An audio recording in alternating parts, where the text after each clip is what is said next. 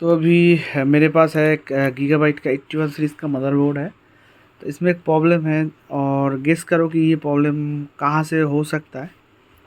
तो ये है बोर्ड और ये ट्रिगर दिया, बोर्ड में कोडिंग चालू हो गया।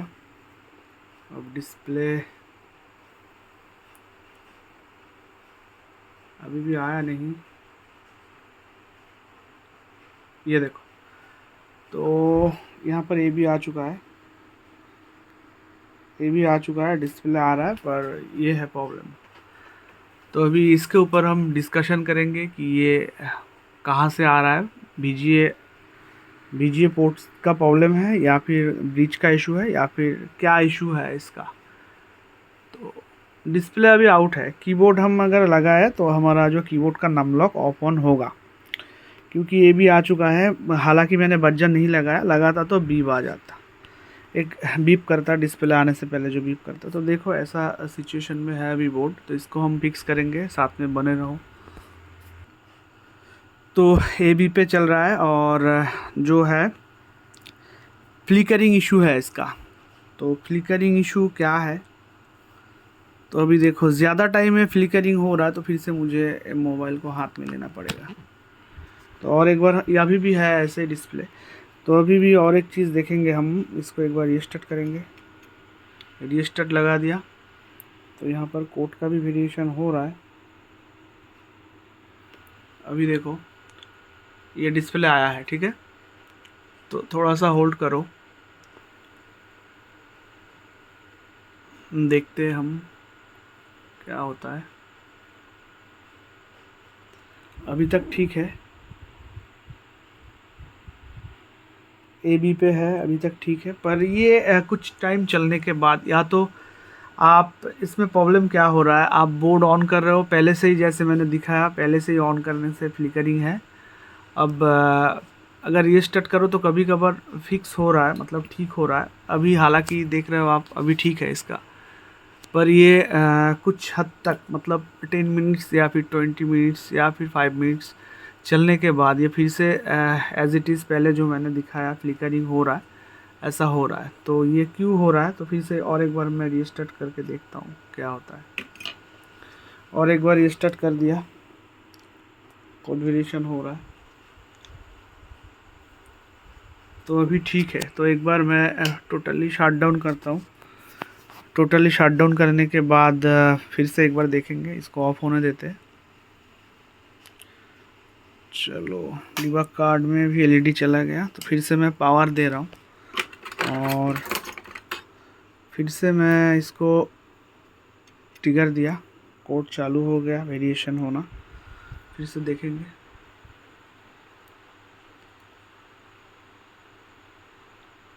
तो अभी तो ये चल रहा है, तो कुछ टाइम मैं पॉज करके रखता हूँ, देखता हूँ कितना टाइम बाद ये होता है। लगभग 5 मिनट के अंदर ये फिर से फ्लिकरिंग चालू हो जाएगा। तो पॉज करके रखता हूँ थोड़ा सा। तो देखो ये 6 मिनट तक चला, उसके बाद फिर से फ्लिकरिंग आ गया। ऐसे ही चल रहा है, ठीक है। तो ये जो प्रॉब्लम है, ये कुछ टाइम चलने के बाद हो रहा है कभी कभार। और कभी कभार क्या है कि बोर्ड आप ऑन कर रहे हो, उसके साथ ही ये फ्लिकरिंग है। तो इसको हम फिक्स करेंगे। तो कैसे करेंगे और क्या प्रॉब्लम है इसका, तो अभी मैं थोड़ा सा दिखा देता हूँ। तो देखो, इसको मैं ऑफ कर देता हूँ, ताकि अभी देखो कुछ कुछ लोग सोच रहे हो कि बीजीए पोर्ट से प्रॉब्लम है, कोई कनेक्शन लूज़ हो रहा है जिसकी वजह से हो रहा है। ऐसा नहीं है, बीजीए पोर्ट रिलेटेड ये प्रॉब्लम नहीं है। दूसरा, ये प्रॉब्लम कभी कभार पीसीएच से होता है या फिर रैम से आता है ये प्रॉब्लम। तो पहला हो गया बीजीए पोर्ट,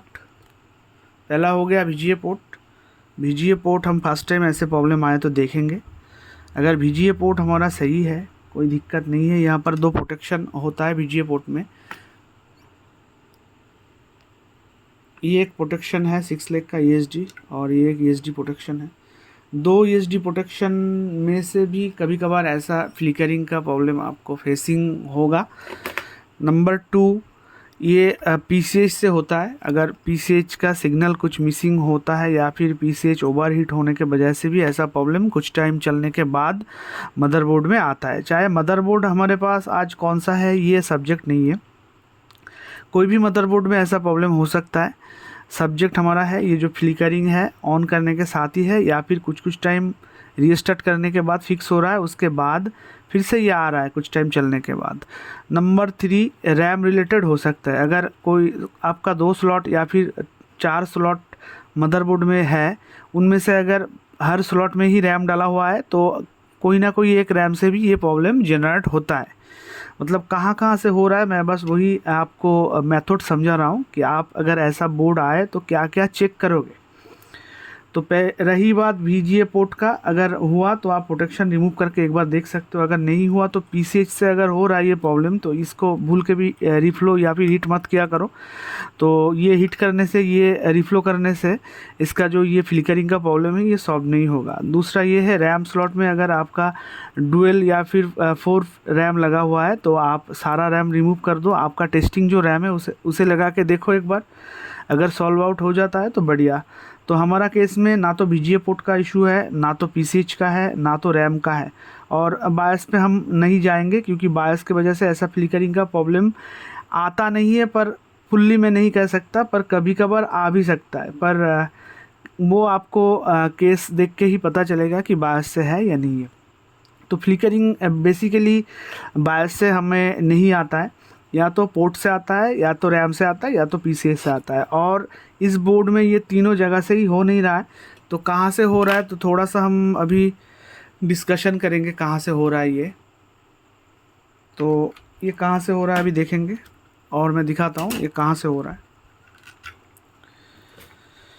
तो सब कुछ रिमूव करता हूँ और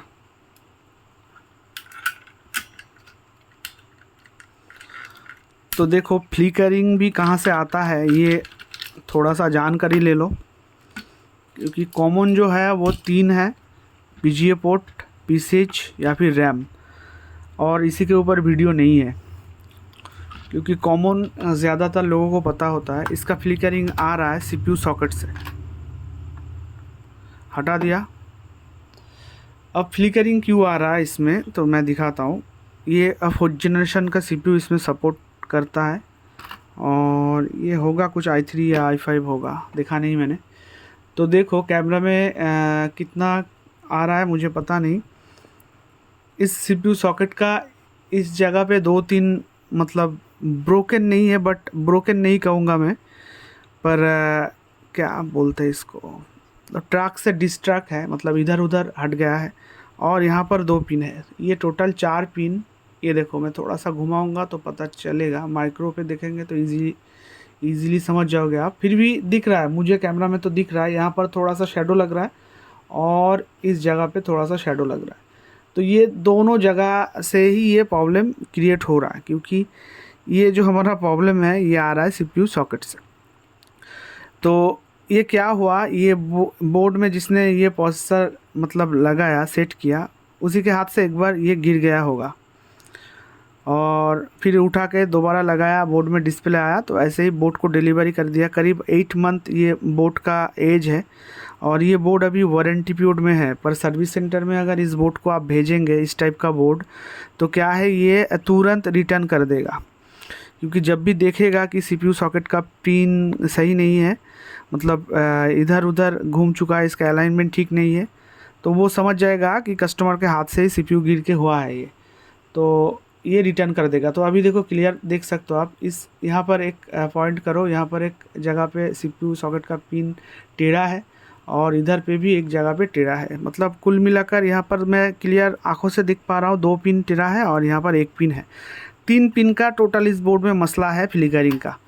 तो इसको हम फिक्स करेंगे, इजीली फिक्स हो जाएगा ये।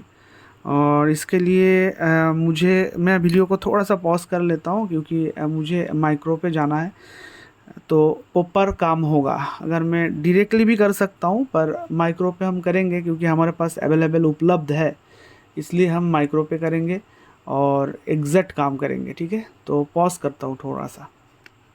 तो क्लियर देख सकते हो कहाँ पर प्रॉब्लम है, ये देखो ये एक जगह पे प्रॉब्लम है, और इधर पे देखे तो ये देखो इस जगह पे प्रॉब्लम है। मतलब ये दोनों पिन जो है इसका थोड़ा सा मतलब इधर उधर घूम चुका है। इसका थोड़ा सा अगर हम अलाइनमेंट कर देंगे तो सीधा कर देंगे तो हमारा जो प्रॉब्लम है वो परमानेंटली फिक्स हो जाएगा। तो देखो CPU सॉकेट से भी ऐसा प्रॉब्लम आता है। तो आप यहाँ पर देखते रहो, मैं ऊपर में काम कर लेता हूँ, क्योंकि मुझे भी ये मेरा लाइट का थोड़ा सा इशू हो रहा है। बड़ा वाला लाइट दूँ तो ज़्यादा हो रहा है फोकस, और कम दूँ तो कम हो रहा है। मतलब यहाँ पर और एक LED लगाना पड़ेगा। वैसे मुझे तो प्रॉब्लम नहीं हो रहा है, पर वीडियो में प्रॉब्लम हो रहा है, माइक्रोस्कोप पे प्रॉब्लम हो रहा है, माइक्रो पे। तो कहाँ पर था ये पिन, एक सेकेंड। ये जो पिन था इसको आराम से हम सीधा करेंगे। ये है हमारा पिन, ये एक पिन,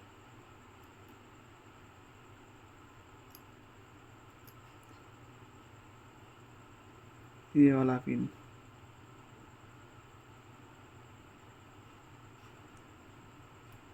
मतलब गड़बड़ इसका यहाँ पर हुआ था। और इस साइड में कहाँ पर है, यहाँ पर एक पिन जो है ये डाउन हो चुका है सॉकेट से। तो सॉरी, आ नहीं रहा है। हाँ, कहाँ गया, ये वाला पिन। ये 3 पिन का टोटल इशू था इस बोर्ड में। तो इसको हम थोड़ा सा अप कर देंगे। बस ये डाउन हो चुका था थोड़ा सा, मैंने बस क्या किया, इसको अप कर दिया, और ये थोड़ा सा मतलब इसको जो है थोड़ा सा सीधा कर दिया बस। और थोड़ा सा बाकी है, एक सेकेंड।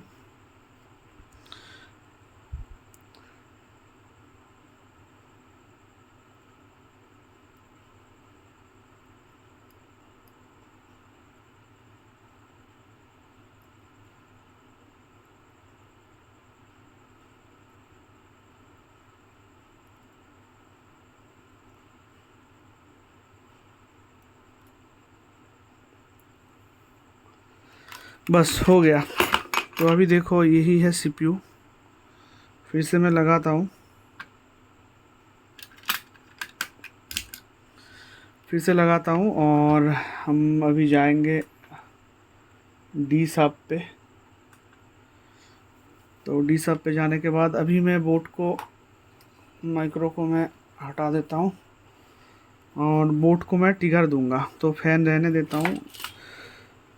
ये देखो अभी जो है इसका प्रॉब्लम जो है ये उम्मीद रखता हूँ कि सॉल्व हो जाएगा। और अगर नहीं होता है तो फिर से और एक बार देखना पड़ेगा सॉकेट का पिन्स जो है उसको। तो देखते हैं इस बार फिक्स हुआ कि नहीं। भेजिए, चलो ट्रिगर दिया, पावर देता हूँ, पावर दे दिया, कोड का चेंजेस हो गया। अब देखते क्या होता है। हाँ, सॉल्व हो गया। तो यहाँ पर स्विच का थोड़ा इशू है इसलिए ग्रीन आ रहा है। एक सेकेंड, हाँ ब्लू आ गया। तो अब सही है, एक बार में हो रहा है। तो इसको हम 5 मिनट देखेंगे, ठीक है। तो क्या होता है, तो अभी भी वीडियो पॉज रहेगा, ठीक है। तो 7 मिनट हो चुका है, ऐसे ही चल रहा है बोर्ड। कोई भी प्रॉब्लम अभी तक नहीं आया। तो आई होप कि ये जो प्रॉब्लम है हमारा फिक्स हो गया है। फिर से एक बार मैं रीस्टार्ट करूँगा, आखिर में फिर वीडियो को एंड करूँगा। रीस्टार्ट कर दिया, और देखते हैं प्रॉब्लम फिक्स हुआ कि नहीं। अभी ये जो प्रॉब्लम था फ्लिकरिंग का, ये परमानेंटली फिक्स हो गया है, और ये नेक्स्ट टाइम नहीं आएगा लॉन्ग टाइम चलने के बाद भी। तो ये छोटा सा एक केस स्टडी था जो कि बहुत ही इम्पोर्टेंट था सबके लिए। तो इससे अगर कुछ सीखे हो तो जाने से पहले एक लाइक करके जाओ। मिलते हैं किसी नेक्स्ट केस स्टडी पे। लव यू ऑल, जय हिंद।